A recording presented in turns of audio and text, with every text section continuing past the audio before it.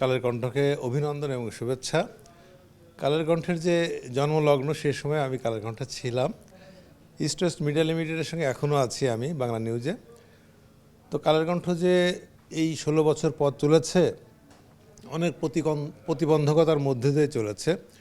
কারণ আমরা দেখেছি যে ফ্যাসিস্ট সরকার ক্ষমতায় ছিল, নানা ধরনের তথ্যের উপরে চাপ, তথ্য প্রবাহে বাধা, সেসব ডিঙে কালের কণ্ঠ তার পথটা ঠিক রেখে এই পর্যায়ে যে আসতে পেরেছে, সুনাম ধরে রাখতে পেরেছে, এটা হচ্ছে বড় সাফল্য। আমি মনে করি যে আগামীতে কালের কণ্ঠ তার পথ হারাবে না, সঠিক পথেই চলতে থাকবে।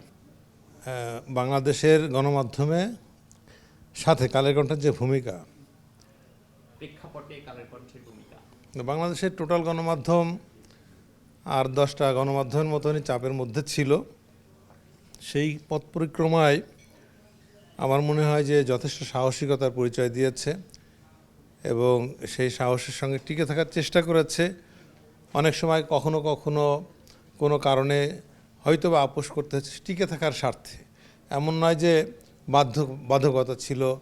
আমরা দেখেছি যে রাতে ফোন আসতো বিভিন্ন এই খবরটা ছাপতেই হবে। তো এইসব ব্যারিয়ার অতিক্রম করে যে টিকে থাকার, এটা ছিল কঠিন লড়াই।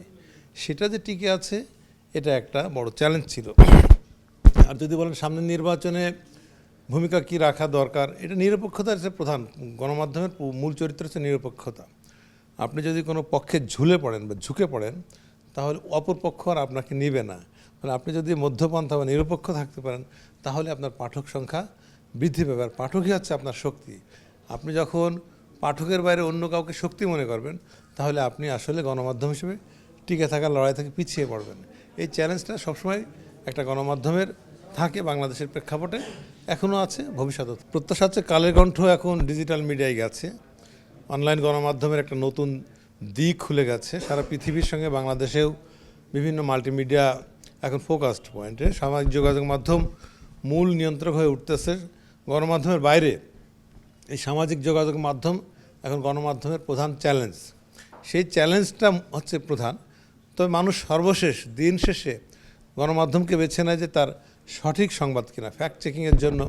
এই জায়গাটাই একটু চ্যালেঞ্জ রয়েছে যে আমরা যেন কালের কণ্ঠ বা গণমাধ্যম যেন রিপোর্টিংয়ের ক্ষেত্রে সচেতন থাকে, কোনো কারণে সামাজিক যোগাযোগ মাধ্যম দ্বারা প্রভাবিত না হয় এবং প্রভাবিত ভুল রিপোর্টিং না করে থাকে, তাহলে সেটা পাঠকের আস্থা হারাবে। সেই জায়গাটা হচ্ছে বড় চ্যালেঞ্জ। আমরা আশা করি কালের কণ্ঠ অনেক সচেতনভাবে এগুলোর মোকাবেলা করছে এবং ভবিষ্যতে এটা করে যাবে।